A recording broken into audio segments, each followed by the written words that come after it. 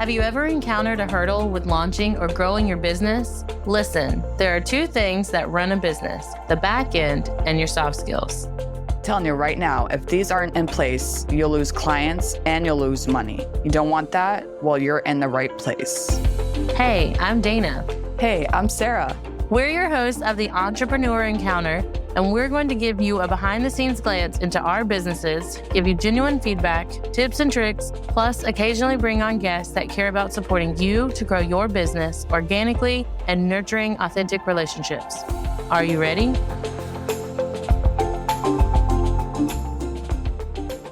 Marketing often feels intimidating, overwhelming, and sometimes downright confusing for entrepreneurs. But what if it didn't have to be that way? Today, we break down why marketing should never be about you. It's always about helping your customers. We explain how focusing on building relationships and trust, rather than just pushing products or your services, creates lasting success. If this conversation sparks your desire to strengthen your own soft skills, we invite you to check out our Soft Skills Studio, a space where purpose-driven entrepreneurs like you gain practical tools to lead confidently and communicate effectively.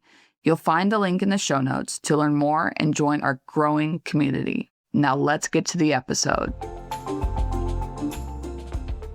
Welcome to the show, Melody. We are so excited for you to be here today. Can you tell us a little bit about you and how soft skills have impacted your life? Well, and thank you guys for having me. It's a great day to be talking to you ladies, you smart entrepreneur ladies. So my name is Melody Tholstrup. I own My Size Marketing. I'm a marketing coach and consultant. I've been in the marketing industry for over 30 years. Yes, I know I look so young. And I've had my own business since 2011, My Size Marketing. And the thing I try to teach anybody I'm coaching or helping is your business is not about you. So your marketing is really about getting the information to your customer about what they need and how you can help them. Because a lot of people fear marketing. And if that's not what they do for a living, they feel like it's the scary thing or I've got to do it, but I don't know what to do. And so I know for me, it's a hard skill because I've learned techniques and stuff. But for a lot of people, just telling their story at a networking meeting is hard. And that's all marketing. So the good news is marketing doesn't have to be hard. The struggle is what reaches your customer best and how do you get that information to them. So I feel like owning a business, I've learned a lot of things in the marketing world, but the one thing I do is I try to help convince all my clients and my fellow business owners, it's not about you. So anything you learn that helps you get that information to your client and customer and to the world is you're doing a service. So everything you're learning and helping you maybe grow your business and bring in money, that's all good. But it really is ultimately about how you're helping the world. So anything you can learn and do and try and explore, it will eventually help you have success, whether that's financial success, branding, positive success. It's still about you growing as a person and your business providing something to the world. And so I think once people figure it's not all about them and I'm just trying to help people, they don't get as intimidated by learning new things and trying new things for their business. And so that's how I approach it.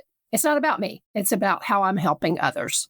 I feel like so many more people need to have that mindset. Yeah. No matter what niche or industry they're in, the ones I feel like that are the most successful are the ones that have that mindset. They serve more than they sell, which then in turn increases their sales. But you have to start from a hospitality mindset. I know for many entrepreneurs, I think we all have the same feeling when it comes to sales. Like if we are trying to market our business, there's two sides.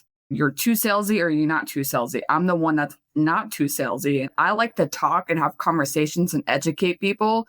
But it's like, no, you have to sell. But correct me if I'm wrong. To me, that's you selling your services by educating and providing value to the people that come into your space. And I feel that that's just like this podcast. Like we're providing the value. We're teaching other people about X, Y, and Z, but we're not like, buy this right now, you know? So I think we have to be making that connection and to market our business. Yeah, it takes a while to figure that out, but that's another skill that you learn as you grow. Well, and I think any good business is about relationships. Any good marketing is about creating an engagement with your customer. When I used to be in sales, And I actually hated the idea of sales, but I loved my customers and I loved helping them get what they needed. You probably heard of him, but I got to hear him live, Zig Ziglar, right? He was a famous motivational speaker, excellent salesperson, had a great rapport with trying to teach people how to increase their businesses, increase their sales. But one of the quotes that I live by that he said was, you can have everything in life that you want if you'll just help enough other people get what they want. And that is my North Star, the way I do my business. And the other thing that is kind of my daily motivation is I'm a big Wonder Woman fan, always have been since I was a little girl and she was on TV. And yes, it made me happy when they brought her back in the movies. But the whole thing about Wonder Woman is she was a superhero out to help people. It was never about her. Mm-hmm. It was about how can I help with all my skills and strengths and knowledge and experience and resources. So when you lead with that, people trust you. And so marketing is about trust, building trust and rapport.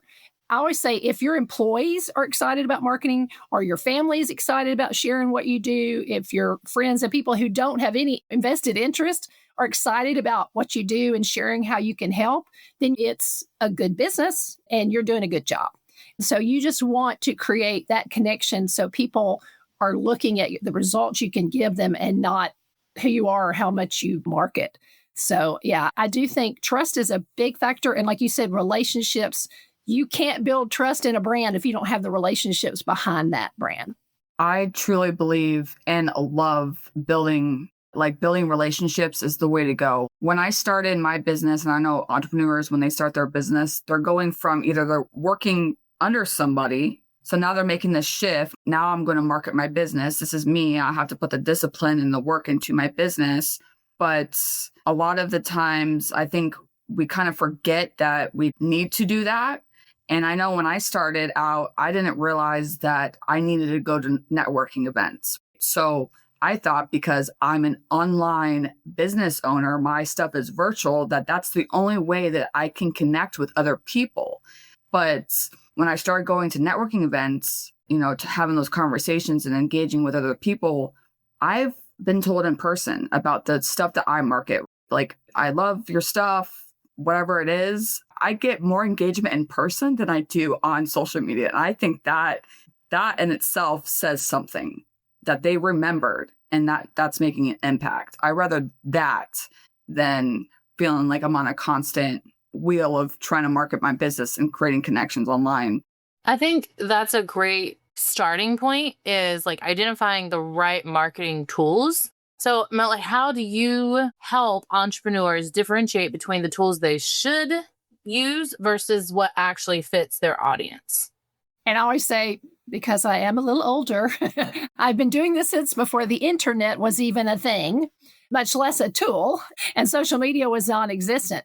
But like you said, networking has always been a thing. It's never going away. So yes, I encourage every business owner that I work with, every entrepreneur I work with, even if they're not an entrepreneur and they're working for a bigger brand, it's still usually about that local connection. So I really encourage people to network. Start out small, start out with a group, maybe a smaller group or a group that's just for their industry, or you don't have to go everywhere all the time. It's better to be engaged in one group, really active in building trust and rapport with those people than maybe going to everything.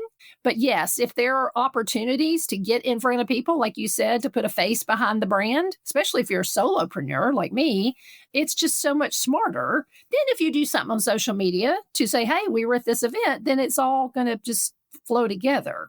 But yeah, I usually try to sit down. And again, I look at the next 90 days. Like, I'm a short-term gratification kind of person. And I read a book that helped me kind of reinforce that with people I coach, which is the 12-week year. It said in such a really eloquent way what I was already feeling in my head, is that whether it's a quarter or just if you're starting in the middle of a quarter, the next 90 days are really all you need to focus on for your marketing. So first of all, we determine who you're marketing to, and then what's the priority thing you want to tell in the next 90 days? What do you want them to do in the next 90 days? Now, if that's an event, which is usually something I encourage people to do because it gives them something to work towards, something they can kind of concrete and build around, whether at a trade show or you're having your own little pop-up shop or launch or whatever. If you create a little goal And then you say, this is what I want these people at this thing. I want this to book this many appointments, or I want to have this much traffic or whatever. Then everything you do will guide you toward that goal. And it's just like, how do we ramp up momentum to that goal? And then from that, hopefully we've achieved it in some way. And then that builds momentum for the next 90 days.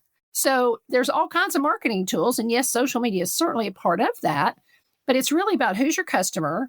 What do you want them to do and get from your business in the next 90 days? Do you want them to buy something, book something, just know about something, attend something? What is that immediate goal? And then how do we ramp up? Because we're inundated with marketing stuff. So we're short-term gratification people too. The microwave was invented in my time. And we went from going, oh, it's going to take 30 minutes to an hour to have a meal. Oh, no, it's less than 2 minutes. I'm hungry. Let's go. So we want some short-term gratification. So we say, okay, I want my customer to do this in the next 90 days.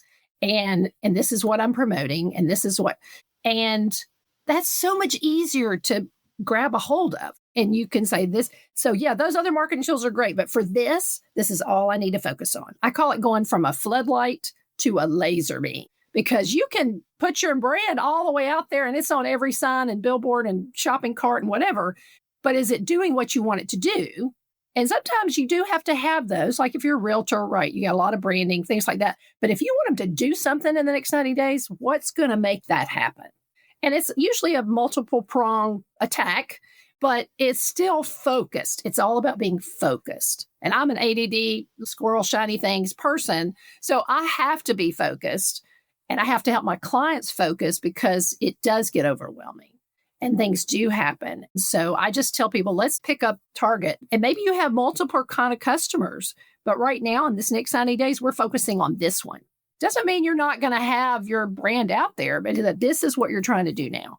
And it just makes things so much easier. It's like a horse with blinders on. He's going to get where he needs to go because he's not looking at everything. So I just try to help people focus, and then it just makes things a lot easier to get to the next thing. I think that's a great distinction of using your realtor example of having a billboard and things. Like that's great for overall visibility, but you aren't going to rely solely on that. And you're not going to focus on putting your face on 20 billboards. You'll probably put them in 2 areas, but your focus would be in-person networking or cold calling or whatever marketing goal you're working towards. That's where you focus. You have the bigger ones that are out there doing stuff long-term and building like visibility, but you're not focused on that. It's just kind of working in the behind the scenes. Yeah, exactly. When you're talking about like the 90 days, I love that. Like focus on the 90 days, make your goal.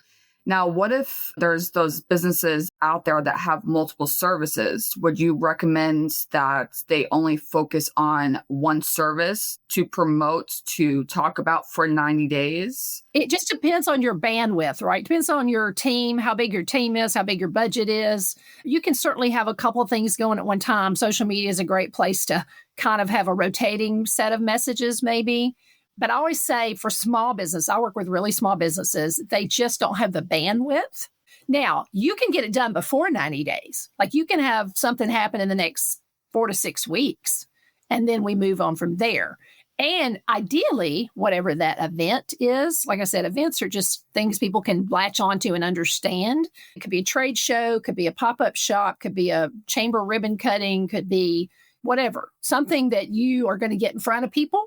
Once you get in front of people, you can tell everybody about everything you have, right? Depending on how you set it up.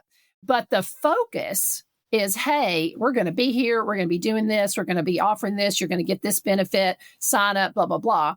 That just seems to be a great way to create concentrated, focus, laser beam momentum.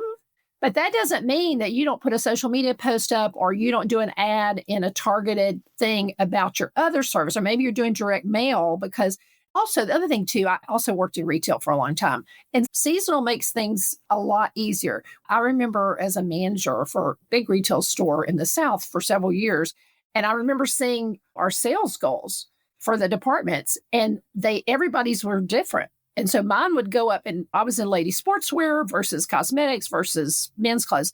Well, there were some ramp ups at the same time, Christmas, whatever. But there were things, mine went like this. my goals went like this and my targets and my expectations and my events. We had a big sale twice a year, and that was the whole store. We had a Christmas, whatever. But everybody else's was like, well, right now I'm focusing on Clinique gift with purchase and cosmetics, whereas I might not be doing much of anything over here in the department. But next month, I'm going to be doing a big Mother's Day focus. So that's an easier way sometimes for people to go, okay, these are my seasons for my business. So between the quarters that we work on for our taxes, business quarters, and then the seasons of your business up and down, I tell people plan for the slow seasons. What can we do to ramp up the slow seasons? Or if you're worn out from the big seasons, maybe that's when we do some internal stuff, like we get your website back updated or things that might normally kind of take time away or pull focus. But maybe if you're doing so much business in the summer, you take November to update all your business cards and your printing materials and all this kind of stuff. So seasons in your business are not necessarily spring, fall, winter, summer, but they are important to the growth and the marketing challenges of your business.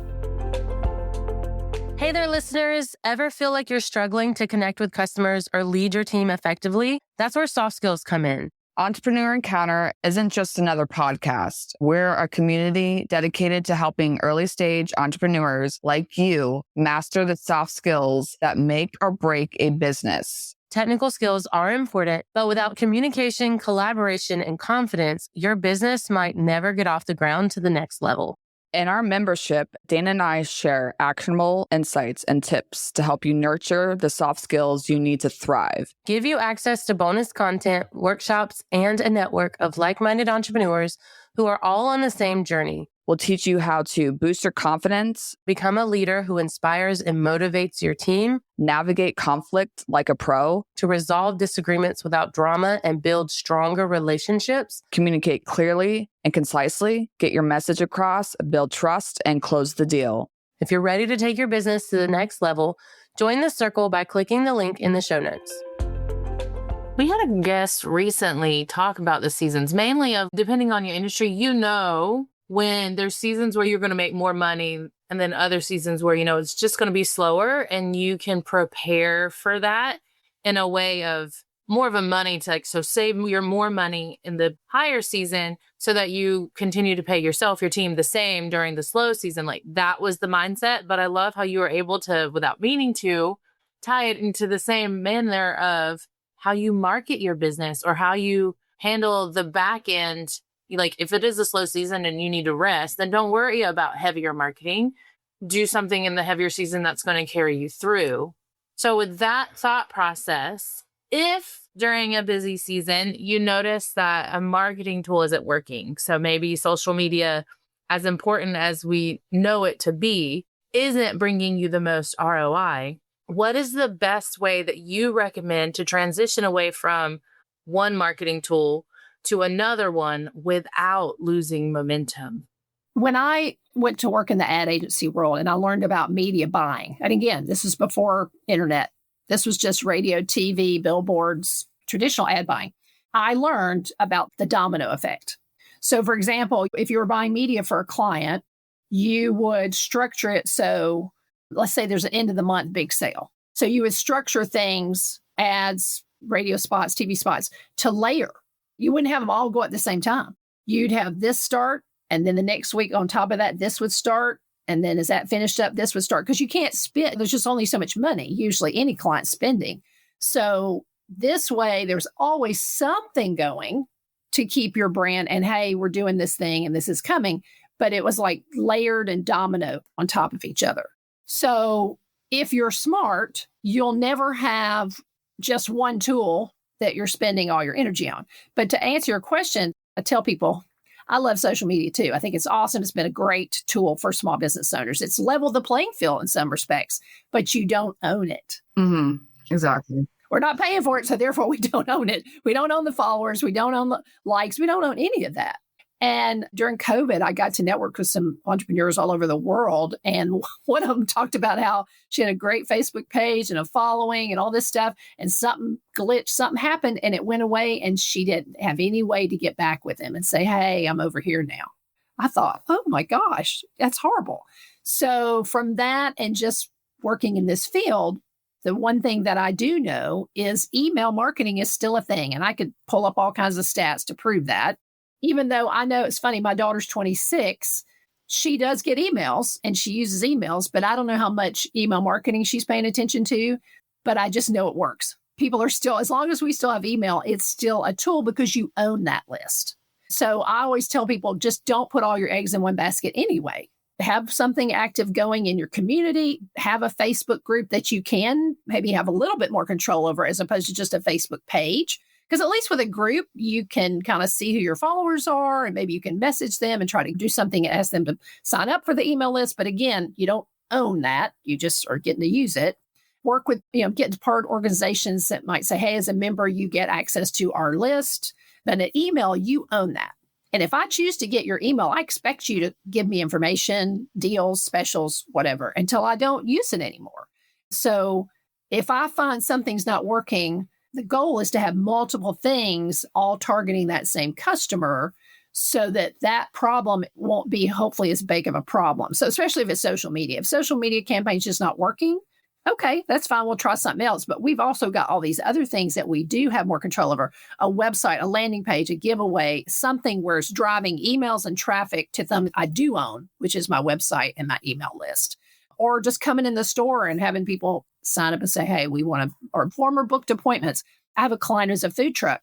Well, we're using his email list to reach out to everybody who's ever booked with him because he's got a new truck and a new location and blah, blah, blah. So that we can control that.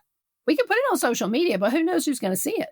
But we can control that email. So yeah, there's not many tools that anybody's going to tell you to just use and only that. So hopefully the tools that you're using for your campaign, you've got something that's driving to your email list and or your website where you can capture that and not dependent on anything that's free like social media. Yeah, because you never know when something's going to disappear. Like TikTok, it could be good. Yeah, right. Who knows? I was thinking that. I was like, I've had it. I've gotten it off my phone. I put it back on my phone. I'm like, my husband works for the government, so I'm like a nervous wreck about it. But if I thought it was going to help my business, I'd figure it out. But it's just a tool. It's just one of many. We'll have more coming tomorrow. Most likely. I'm sure. No more if we don't need it more. That's right. That's right. I know. That's right. That's why I have a job because people are like, I don't know what's happening. So I'm like, yeah, let's slow it down. Take a breath.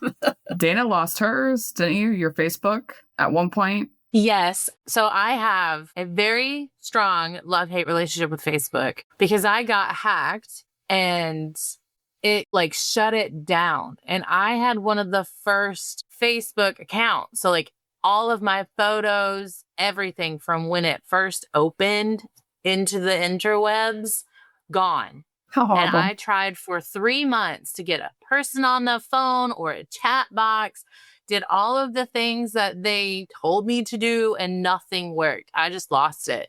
So it took me 3 months and I finally started a new account, but like my business page is still there. My old one, can't do anything with it.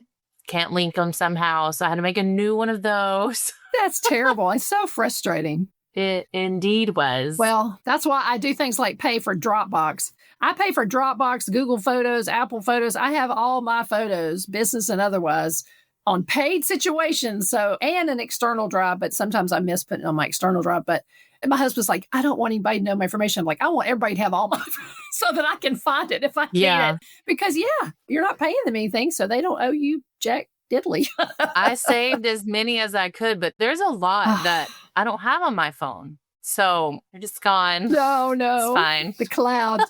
Not that I need my 20-year-old life on social media anymore anyway. I bet if you Google, so I always tell my daughter and my son before an interview, Google yourself and see what shows up. Because when my daughter was younger, she used to post some stuff on Twitter when it first became a thing. And she was like young in high school or something.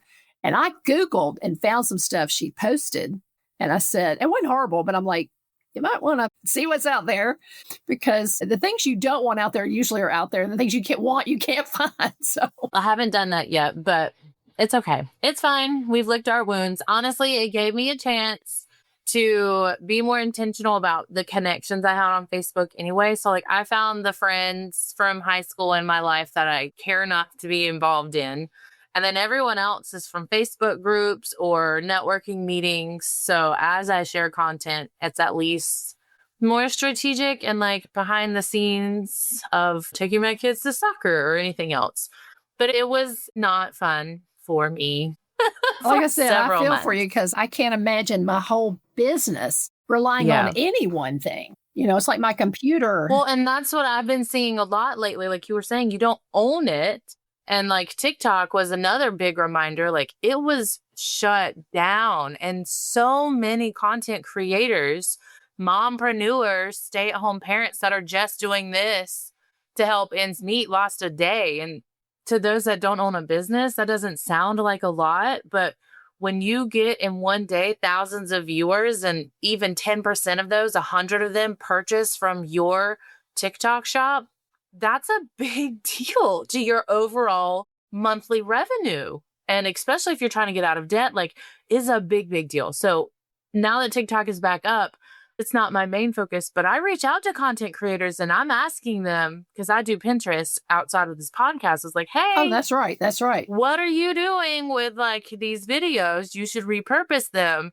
Heaven help if something happens, and still link it to take it your TikTok shop and put it on LTK or somewhere else, so that if another situation like this happens, you don't feel it as heavy, that sort of thing.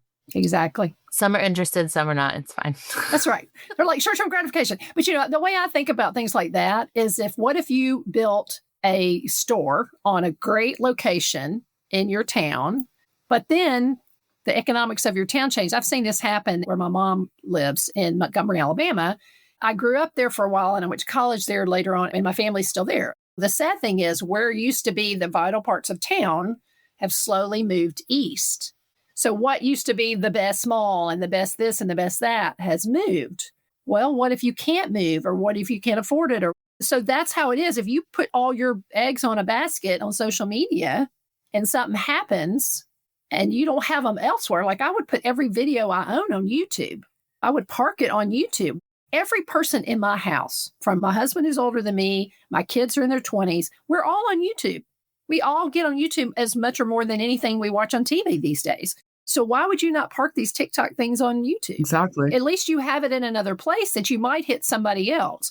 And the same with putting on Instagram Reels. Why are you not taking advantage of all the platforms just to park it, much less brand your business there? I work with writing pros too. And I feel like if you're spending this much time and energy on one thing, then it should last as long as possible. So one TikTok video can be spliced and diced, like you said, into a YouTube short. It could be a story and a reel on Instagram and Facebook. It could be turned into like so many other things that all lead to where you want them to go.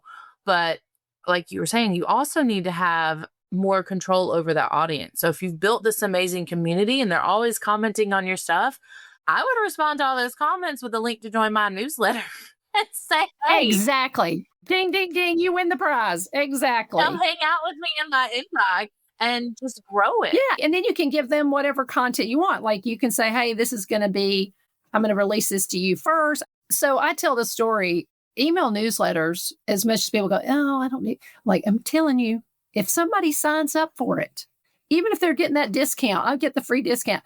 I'm probably not going to turn it off until I know for a fact I'm not going to use it anymore, or I'm not going to want that discount or that special or that concert announcement or whatever. And I tell the story of having a florist that my mother-in-law, when she was still living, and she lived in a smaller town, and I didn't want to use just like a 1-800 because I wanted to make sure the flowers were fresh and they got to her little nursing home and everything. And I subscribed to their newsletter. Every time they sent it out, it was always like Valentine's, Mother's Day, Christmas. We never missed a time to send her flowers. And it was because of this little email I got from these people. And I used that for years. And then when she passed away and I had nobody else in that town that we knew, I did unsubscribe. But I tell everybody about it still because it's a great florist. If they ever need a florist in Kingsport, Tennessee, it's Over the Rainbow Florist. But the bottom line is they were doing a service. They were like my personal assistant for flowers in Kingsport, Tennessee. Like that's how a good email relationship should be, is I'm giving you value. You feel connected to me. If anything else changes out in the world, I'm going to tell you first. I'm going to give you all the scoop. I'm going to help you. I am your person in this industry, in this niche, in this market. Then I'm like, oh, good. I can just go find that email. I don't have to worry about finding a post or a link or a video. I can find that email like that. So yeah, you want to drive people to a way to stay connected. It's not one thing just to connect, it's to stay connected and build that relationship like we talked about in the beginning. So I have one more question. I feel like we could talk forever. I know I This could. is our alley. We're talking about like finding the tools and things, but data matters the most. So what tools or systems help entrepreneurs track their progress effectively so that they can tell more accurately if it's working or not? I guess it really depends to me on your industry, but I do think it's a combination of factors. You look at what you sold, what's the easiest thing for you to sell, and who bought it, and then how do you get more of those people? And look at testimonials. So I always tell clients, get testimonials, get Google reviews, because you can say you sold 10 things and booked this many things, but out of all those, who was happy, right? Who was happy with their purchase that will tell somebody else? I'm not a numbers person. I'm a experience person. If I was trying to sell 10 things, but I never got those people again, either as a customer or a referral, then it really doesn't matter. I mean, yeah, that's money I made, but I may never make it again. But if I sold 5 things and 4 of those people gave me good reviews and one person just doesn't give reviews, but they referred me to somebody else because that's how they do. They're not going to type a review, but they're going to tell somebody about me. Then that is the data that shows that I'm still doing something right. So I guess I'm probably not the best person to ask about data. Yeah, you can look at a number, email subscribers, because I do have clients that go, how many did we get more viewers? Because I do social media for clients, I do emails, I do stuff. And did we get an article? Did we get people signing up for our whatever? That's important, but it still goes back to, okay, from all that, what are you selling the most? What are people the happiest with? And what are we getting referrals and testimonials about? Because you think about Amazon. I look at every Amazon review. I try to look at the most recent. If most people are saying, I like this, this made me happy or did something good for me, I don't care how much money they spend on it. I don't care how many people bought it. I just see happy customers. That's what I'm trying to get for my client is connection, good relationships, and then happy customers who help tell other people. And that's good marketing. I mean, thank God for Google reviews and testimonials and Facebook reviews, because one good Google review can set you apart from somebody who doesn't have any. So it doesn't matter how many things you're selling. If I have good Google reviews and my competition has none, the data is probably still going to be more in my favor when it's all said and done. Does that make sense? I would rather that than numbers. I don't know. Like when I look at, yes, I have subscribers. Yes, I have all these impressions on LinkedIn, but I'm not making money off of that. So if I notice and I start to see that the clients I do have that are talking about me and saying, hey, you should work with her, that to me is better than any number. That's the data, your relationships. I would think those are your numbers. I will say this. I had a client tell me that she used Thumbtack to get some of her business leads. I think she was an organizer. She was somebody I was just coaching through my volunteer work. And she goes, I hate to pay for it, but I do get leads from that. I'm like, well, that's a little different. If you're paying for something and it's getting you leads that are turning into business, then that's data that makes sense. Other than that, let's look at some other ways, whether they cost a membership money or go into a luncheon money or some non-paid ad ways to spend that energy and money and time to build up leads with people to offset these people that don't know you, but they're finding you through Thumbtack. Because I don't know if all the people finding her through Thumbtack will repeat business. So you do have to have multiple channels. And if you find one that works that you're paying money for and it is sending you business, then that data is important. But I'm like you, I'd rather find 2 other people over here who know me. They liked what I did. They want to tell everybody about me that I didn't have to pay for. I just had to spend energy cultivating that relationship. So, I mean, yeah, numbers matter. If you're spending money on something, that does matter. But if you're just spending energy, which is still time is money, you want to make sure you're getting the ultimate customer experience, because that is better marketing than anything you can pay for, because they'll tell everybody. So what is like the last piece of advice that you would want them to get from this episode to implement into their next 90 days? I would say figure out what is going to make you the most amount of money for the least amount of energy. Like, who can you help in the next 90 days as a customer, as a client, even as a referral partner. Because it's good to spend your marketing on referral partners, right? People who are going to send you business, and how can you help them? But what's going to move the needle that takes the least amount of effort and money and exhaustion on your part? And for some people, getting out in front of people, that is hard. That is not the easiest thing for them. So what else can we do to do that? Or can we partner with somebody? I always tell people, if you can partner with a complementary kind of business and do an event or do a campaign or do a giveaway or something, that's a great way to share the load, share the burden, share the love. If there's a charity that you could work with, that you could help and also give them visibility, and then they could give you some visibility, you're not out there by yourself. You're not alone. There's always somebody that is willing to help you. But just remember, this is not about you. This is about how you and your service or product is helping the world, and how can we help them in the next 90 days? What's the easiest thing we can do that will help a person the best and spend the least amount of money and time doing it, so you can replicate that? Like you said at the very beginning, how can we build some relationships that help your customer and help your network of referral partners? That's always money and time well spent, because knowing that what you have to offer does help people makes it so much easier. So much easier and so much more fun. Exactly. I love what I do. I love what I do. And when I see a client who loves what they do, I get excited for them and I want to tell their story. And that's what we're ultimately trying to do here. We're just trying to help everybody tell their story. Yeah, most definitely. Melody, where can everybody connect with you? So my website is mysizemarketing.com or melodytalksmarketing.com. I'm on Instagram with melodytalksmarketing.com. I'm on LinkedIn under Melody Tholstrup or My Size Marketing.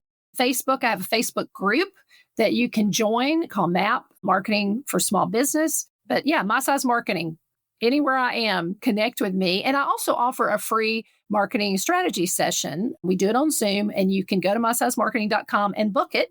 My calendar's there, and it has my open times. And I'm always happy to brainstorm ideas with people. I love doing that.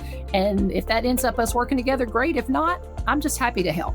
Amazing. Thank you so much, Melody. As always, all of our information is going to be in the show notes. Until next time, bye. Bye. Thank you. Bye.